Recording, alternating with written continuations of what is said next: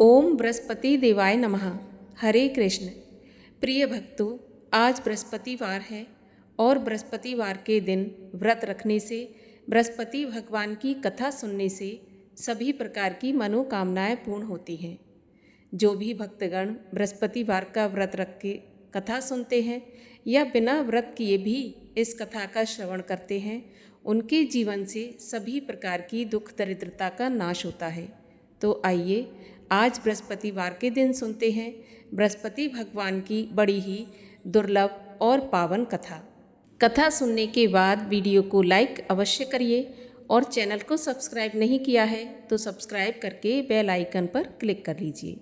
तो आइए आप सुनते हैं बृहस्पति भगवान की कथा। प्राचीन समय की बात है। भारत में एक राजा राज्य करता था। वह बड़ा प्रतापी और दानी था। वह नित्य प्रति मंदिर में भगवत दर्शन करने जाता था। ब्राह्मण और गुरु की सेवा किया करता था।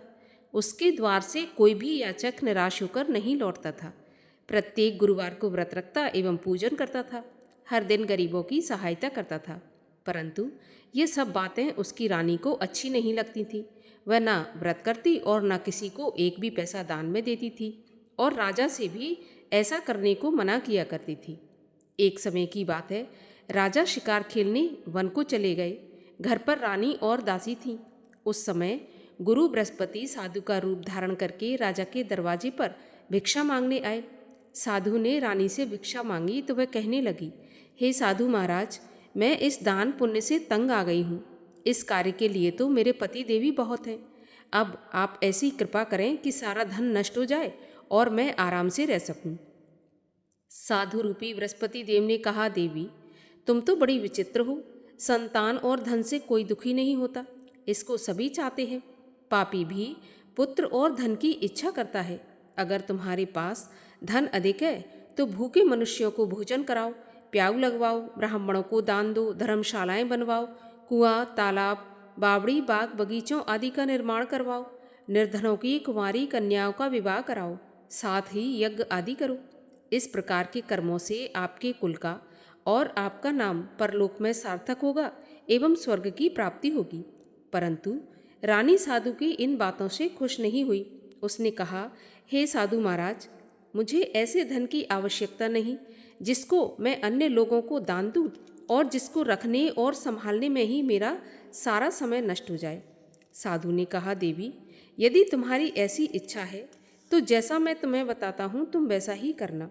बृहस्पतिवार के दिन घर को गोबर से लीपना, अपने केशों को पीली मिट्टी से धोना, केशों को धोते समय स्नान करना, राजा से कहना वह हजामत करवाए, भोजन में मांस मदिरा खाना, कपड़ा धोबी के यहाँ धुलने डालना। इस प्रकार 7 बृहस्पतिवार करने से तुम्हारा सारा धन नष्ट हो जाएगा।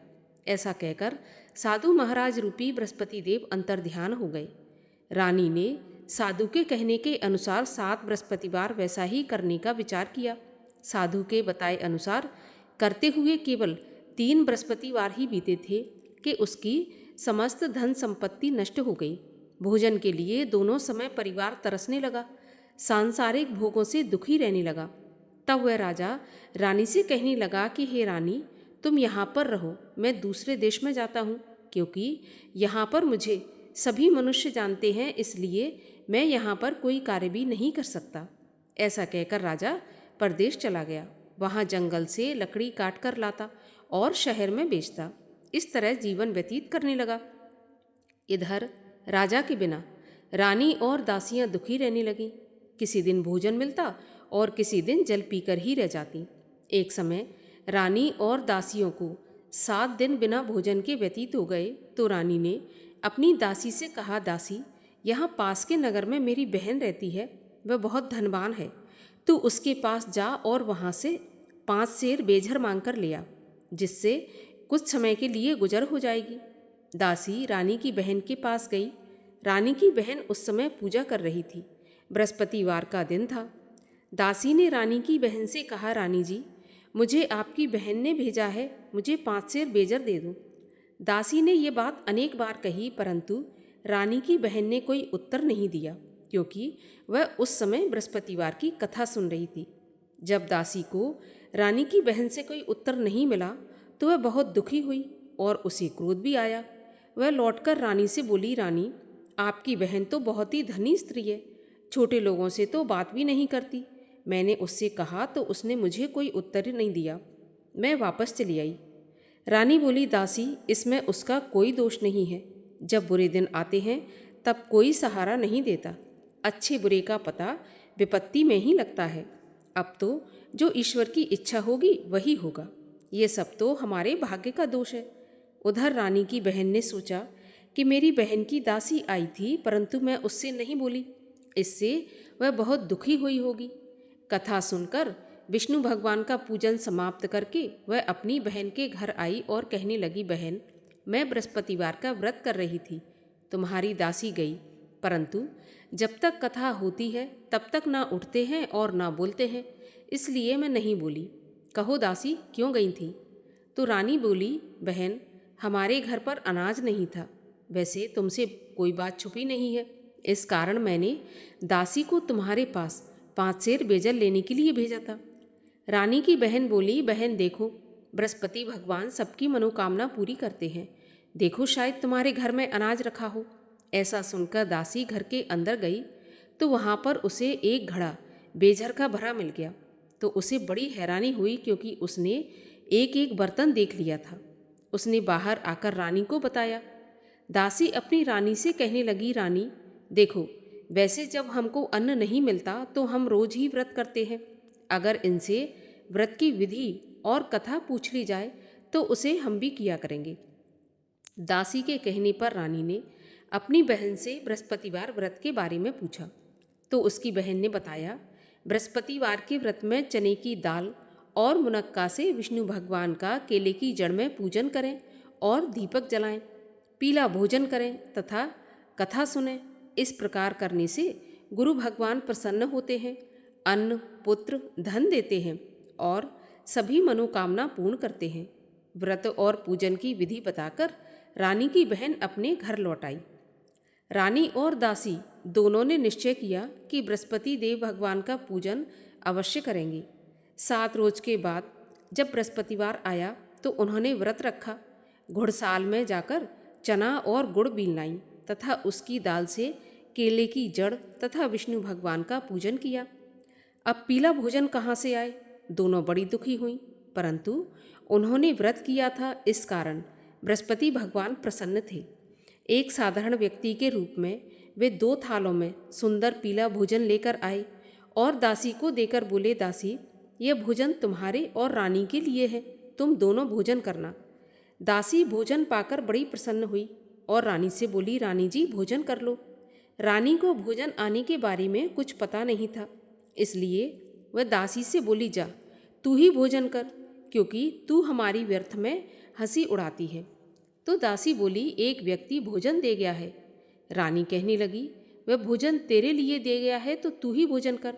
दासी ने कहा, वह व्यक्ति हम दोनों के लिए 2 थालों में भोजन देकर गया है, इसलिए मैं और आप दोनों ही साथ साथ भोजन करेंगी। दोनों ने गुरु भगवान को नमस्कार करके भोजन प्रारंभ किया। उसके बाद वे प्रत्येक बृहस्पतिवार को गुरु भगवान का व्रत और पूजन करने लगी। बृहस्पति भगवान की कृपा से उनके पास धन हो गया, परंतु रानी फिर पहले की तरह से आलस करने लगी। तब दासी बोली, देखो रानी, तुम पहले भी इस प्रकार आलस करती थी, तुम्हें धन के रखने में कष्ट होता था, इस कारण सभी धन नष्ट हो गया। अब गुरु भगवान की कृपा से धन मिला है तो फिर तुम्हें आलस होता है। बड़ी मुसीबतों के बाद हमने ये धन पाया है, इसलिए हमें दान पुण्य करना चाहिए। भूखे मनुष्यों को भोजन कराओ, प्याऊ लगवाओ, ब्राह्मणों को दान दो, कुआं, तालाब, बावड़ी आदि का निर्माण करवाओ, मंदिर, पाठशाला बनवाकर दान दो, कुंवारी कन्याओं का विवाह करवाओ। धन को शुभ कार्यों में खर्च करो, जिससे तुम्हारे कुल का यश बढ़े और स्वर्ग प्राप्त हो तथा पितृ प्रसन्न हो। दासी की बात मानकर रानी इसी प्रकार के कर्म करने प्रारंभ कर दिए। उसका काफ़ी यश फैलने लगा। एक दिन रानी और दासी आपस में विचार करने लगीं कि ना जाने राजा किस दशा में होंगे, उनकी कोई खोज खबर नहीं है। गुरु भगवान से उन्होंने प्रार्थना की और भगवान ने रात्रि में राजा को सपने में कहा कि हे राजा, उठ, तेरी रानी तुझको याद करती है, अब अपने देश को लौट जा। राजा प्रातःकाल उठा। वह विचार करने लगा कि स्त्री जाति खाने और पहनने की ही साथी होती है, पर भगवान की आज्ञा मानकर वह अपने नगर को चलने के लिए तैयार हुआ। जब राजा परदेश गया तो परदेश में बहुत दुखी रहने लगा था। प्रतिदिन जंगल से लकड़ी बीन कर लाता और उसे शहर में बेचकर अपने दुखी जीवन को बड़ी कठिनता से व्यतीत करता था। एक दिन राजा दुखी हो अपनी पुरानी बातों को याद करके रोने लगा। उस जंगल में बृहस्पति देव एक साधु का रूप धारण करके आए और राजा के पास आकर बोले, लकड़हारे, तुम इस सुनसान जंगल में किस चिंता में बैठे हो, मुझे बताओ। ये सुनकर राजा के नेत्रों में जल भर आया और साधु की वंदना करके बोला, प्रभु आप सब कुछ जानने वाले हैं। इतना कहकर राजा ने साधु को अपनी संपूर्ण कहानी सुना दी। महात्मा तो दयालु होते हैं।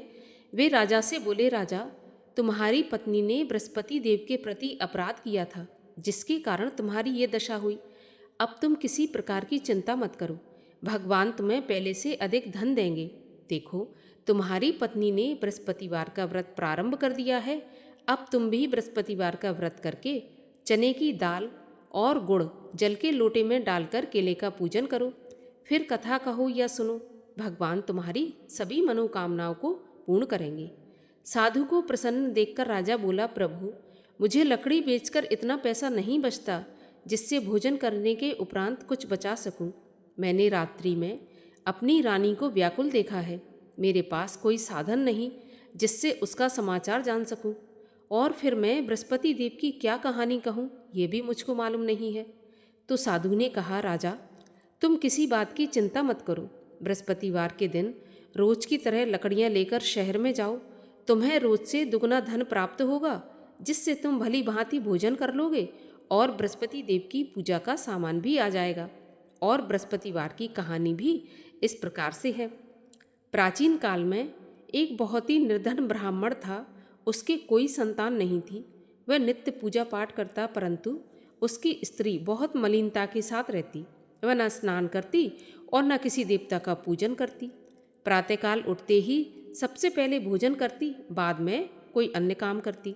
ब्राह्मण देवता बहुत दुखी रहते थे। पत्नी को बहुत समझाते, परंतु उसका कोई परिणाम न निकलता। भगवान की कृपा से ब्राह्मण की स्त्री की कन्या उत्पन्न हुई। वह कन्या अपने पिता के घर में बड़ी होने लगी। वह बालिका प्रातः स्नान करके भगवान विष्णु का जप करती, बृहस्पतिवार का व्रत भी करने लगी। पूजा पाठ समाप्त करके स्कूल जाती तो अपनी मुट्ठी में जौ भर के ले जाती और पाठशाला के मार्ग में डालती जाती। वही जौ स्वर्ण के हो जाते तो लौटते समय उनको बीनकर घर ले आती। एक दिन वह बालिका सूप में उन सोने के जौ को फटक कर साफ कर रही थी। तभी उसकी माँ ने देख लिया और कहा, बेटी सोने के जौ को फटकने के लिए सोने का सूप होना चाहिए। दूसरे दिन गुरुवार था। इस कन्या ने व्रत रखा और बृहस्पति देव से प्रार्थना करके कहा कि प्रभु यदि मैंने सच्चे मन से आपकी पूजा की हो तो मुझे सोने का सूप दे दो। बृहस्पति देव ने उसकी प्रार्थना स्वीकार कर ली। रोजाना की तरह वह कन्या जौ फैलाती हुई स्कूल चली गई। स्कूल से लौटकर जब वह जौ बीन रही थी तो बृहस्पति देव की कृपा से उसे सोने का सूप मिला। उसे वह घर ले आई और उसमें जौ साफ करने लगी, परंतु उसकी माँ का वही ढंग रहा। एक दिन की बात है, वह कन्या सोने के सूप में जौ साफ कर रही थी। उस समय उस नगर का राजकुमार वहाँ से होकर निकला। इस कन्या के रूप और कार्य को देखकर उस पर मोहित हो गया और राजमहल में आकर भोजन तथा जल त्याग कर उदास होकर लेट गया।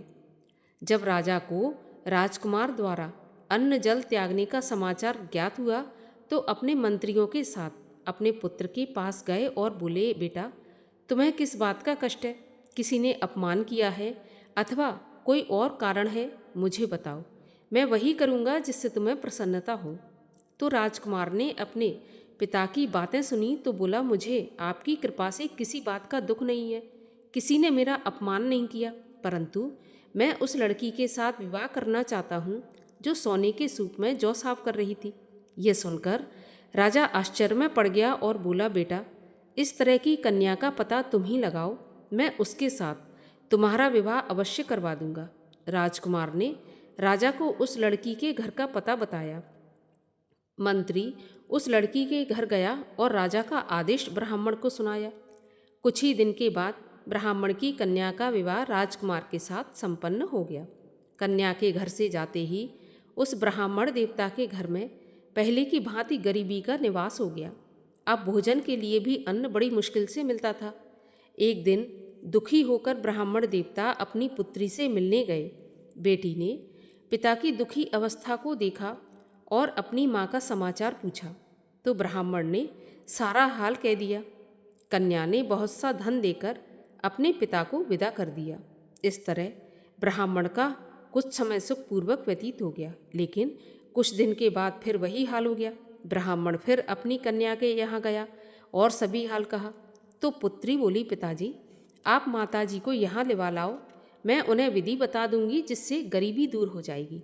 ब्राह्मण देवता अपनी स्त्री को साथ लेकर राजमहल अपनी पुत्री के पास पहुँचे तो पुत्री अपनी माँ को समझाने लगी, माँ तुम प्रातःकाल उठकर प्रथम स्नान आदि करके विष्णु भगवान का पूजन करो तो सब दरिद्रता दूर हो जाएगी।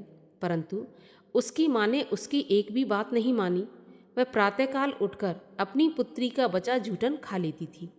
एक दिन उसकी पुत्री को बहुत गुस्सा आया। उसने एक रात को कोठरी से सारा सामान निकाल दिया और अपनी माँ को उसमें बंद कर दिया। प्रातःकाल उसमें से उसे निकाला और स्नान आदि करा के पूजा पाठ करवाया तो उसकी माँ की बुद्धि ठीक हो गई। इसके बाद वह नियम से पूजा पाठ करती और प्रत्येक बृहस्पतिवार को व्रत भी रखने लगी।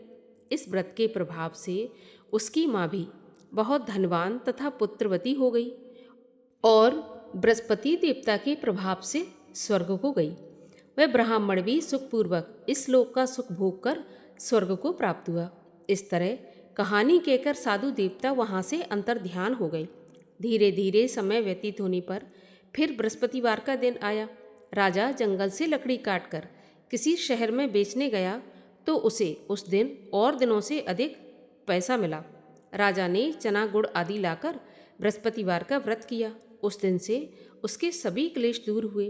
परंतु जब अगला गुरुवार आया तो वह बृहस्पतिवार का व्रत करना भूल गया।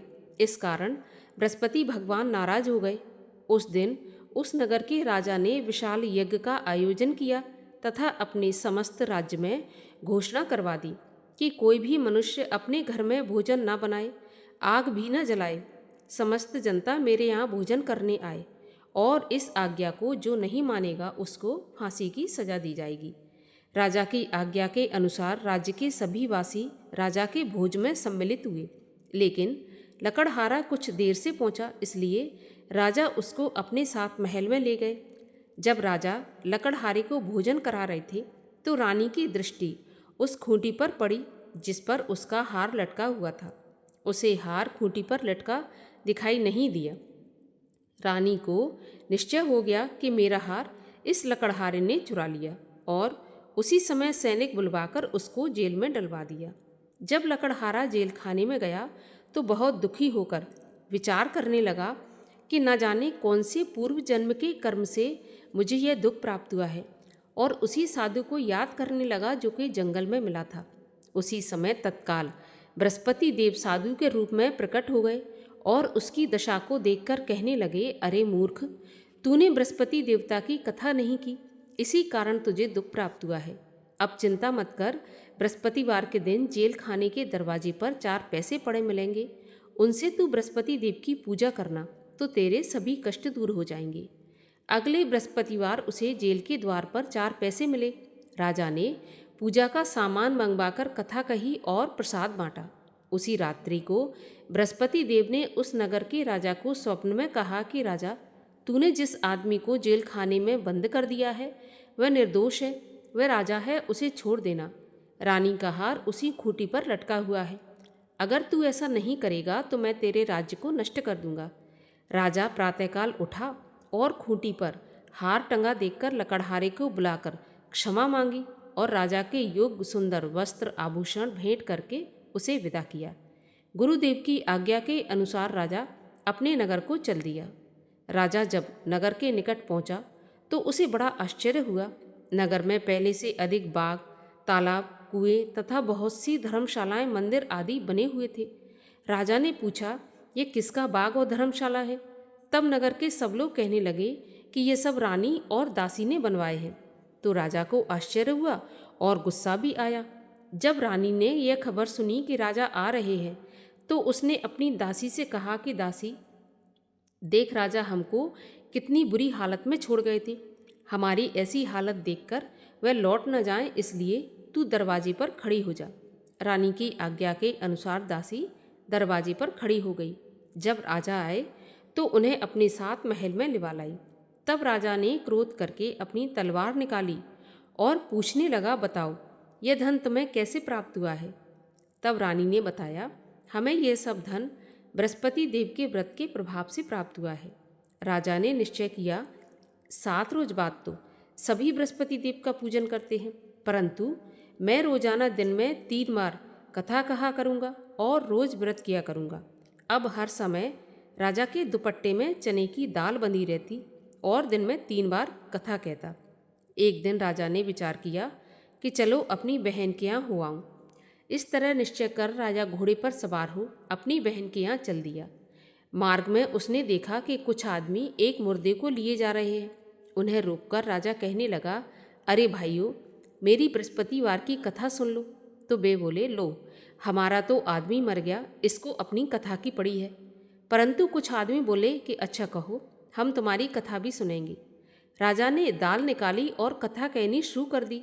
जब कथा आदि हुई थी तो मुर्दा हिलने लगा, और जब कथा समाप्त हुई तो राम राम करके वह मुर्दा उठकर खड़ा हो गया। राजा आगे बढ़ा, उसे चलते चलते शाम हो गई। आगे मार्ग में उसे एक किसान खेत में हल चलाता मिला। राजा उससे बोला, अरे भैया, तुम मेरी बृहस्पतिवार की कथा सुन लो। तो किसान बोला, जब तक मैं तेरी कथा सुनूंगा तब तक 4 हरैया जोत लूँगा। जा अपनी कथा किसी और को सुनाना। राजा आगे चलने लगा। राजा के हटते ही बैल पछाड़ खाकर गिर गए और किसान के पेट में बहुत जोर से दर्द होने लगा। उसी समय किसान की पत्नी रोटी लेकर आई। उसने जब यह देखा तो अपने पुत्र से सब हाल पूछा और बेटे ने सभी हाल बता दिया। तो बुढ़िया दौड़ी दौड़ी उस घुड़सवार के पास गई और उससे बोली, मैं तेरी कथा सुनूंगी, तू अपनी कथा मेरे खेत पर चलकर ही कहना। राजा ने लौटकर बुढ़िया के खेत पर जाकर कथा कही, जिसके सुनते ही बैल उठकर खड़े हो गए तथा किसान के पेट का दर्द भी बंद हो गया। राजा अपनी बहन के घर पहुंच गया। बहन ने भाई की खूब मेहमानी की। दूसरे रोज प्रातःकाल राजा जगा तो वह देखने लगा कि सब लोग भोजन कर रहे हैं। राजा ने अपनी बहन से पूछा, ऐसा कोई मनुष्य है जिसने भोजन नहीं किया हो, जो मेरी बृहस्पतिवार की कथा सुन ले? तो बहन बोली, भैया, यह देश ऐसा ही है। पहले यहाँ के लोग भोजन करते हैं, बाद में अन्य काम करते हैं। अगर पड़ोस में कोई हो तो मैं देख कर आती हूँ। ऐसा कहकर बहन देखने चली गई, परंतु उसे कोई ऐसा व्यक्ति नहीं मिला जिसने भोजन नहीं किया हो। अतः वह एक कुम्हार के घर गई जिसका लड़का बीमार था। उसे मालूम हुआ कि उनके यहाँ 3 रोज से किसी ने भोजन नहीं किया। तो रानी ने अपने भाई की कथा सुनने के लिए कुम्हार से कहा और वह कुम्हार तैयार हो गया। राजा ने जाकर बृहस्पतिवार की कथा कही, जिसको सुनकर उसका लड़का ठीक हो गया। अब तो राजा की प्रशंसा होने लगी।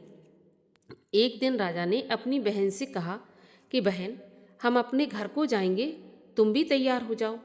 तो राजा की बहन ने अपनी सास से अपने भाई के साथ जाने की आज्ञा मांगी। तो सास बोली कि चली जा, परंतु अपने लड़कों को मत ले जाना, क्योंकि तेरे भाई के तो कोई संतान नहीं है। बहन ने अपने भाई से कहा, भैया, मैं तो चलूँगी पर कोई बालक नहीं जाएगा। राजा ने कहा, जब कोई बालक नहीं चलेगा तो तुम क्या करोगी? बड़े दुखी मन से राजा अपने नगर को लौट आया। राजा ने अपनी रानी से कहा, हम निर्वंशी राजा हैं, हमारा मुंह देखने का भी धर्म नहीं है, और बिना भोजन आदि किए शैया पर लेट गया। रानी बोली, हे प्रभु, बृहस्पति देव ने हमें सब कुछ दिया है, वे हमें संतान भी अवश्य देंगे। उसी रात को बृहस्पति देव ने राजा को स्वप्न में कहा, राजा उठ, सभी सोच त्याग दे, तेरी रानी गर्भवती है। राजा को यह जानकर बड़ी खुशी हुई और 9वें महीने रानी के गर्भ से एक सुंदर पुत्र पैदा हुआ। तब राजा बोला, हे रानी, स्त्री बिना भोजन के रह सकती है, परंतु बिना कहे नहीं रह सकती। जब मेरी बहन आए तो तुम उससे कुछ कहना मत। तो रानी ने सुनकर हाँ कर दी। जब राजा की बहन ने यह शुभ समाचार सुना तो बहुत खुश हुई और बधाई लेकर अपने भाई के यहाँ आई। तभी रानी ने कहा, घोड़ा चढ़ाकर नहीं आई, गधा चढ़ी आई। तो राजा की बहन बोली, भाभी, मैं इस प्रकार ना कहती तो तुम्हें औलाद कैसे मिलती। बृहस्पति देव ऐसे ही है, जैसी जिसके मन में कामना है सभी को पूर्ण करते हैं। जो सद्भावना पूर्वक बृहस्पतिवार का व्रत करता है एवं कथा पढ़ता है अथवा सुनता है और दूसरों को सुनाता है, बृहस्पति देव उसकी सभी मनोकामना पूर्ण करते हैं। बृहस्पति देव उनकी सदैव रक्षा करते हैं। जो संसार में सद्भावना से गुरुदेव का पूजन एवं व्रत सच्चे हृदय से करते हैं, उनकी सभी मनोकामनाएं पूरी होती हैं। जैसी सच्ची भावना से रानी और राजा ने बृहस्पति देव की कथा का गुणगान किया तो उनकी सभी इच्छाएं बृहस्पति देव ने पूर्ण की थी। इसलिए सबको कथा सुनने के बाद प्रसाद लेकर जाना चाहिए और हृदय से उनका मनन करते हुए जयकारा बोलना चाहिए। बोलिए बृहस्पति भगवान की जय। और आइए अब करें बृहस्पति देव की आरती। ओम जय बृहस्पति देवा, स्वामी जय बृहस्पति देवा। छिन्न छिन्न भोग लगाऊं, कदली फल मेवा। ओम जय बृहस्पति देवा। तुम पूर्ण परमात्मा, तुम अंतर्यामी, जगत पिता जगदीश्वर, तुम सबके स्वामी। ओम जय बृहस्पति देवा। चरणामृत निज निर्मल, सब पातक हरता। सकल मनोरथ दायक, कृपा करो भरता। ओम जय बृहस्पति देवा। तन मन धन अर्पण कर, जो जन शरण पड़े। प्रभु प्रकट तब होकर, आकर द्वार खड़े। ओम जय बृहस्पति देवा। दीन दयाल दयानिधि, भक्तन हितकारी। पाप दोष सब हरता, भव बंधन हारी। ओम जय बृहस्पति देवा। सकल मनोरथ दायक, सब संशय हारो। विषय विकार मिटाओ, संतन सुखकारी। ओम जय बृहस्पति देवा।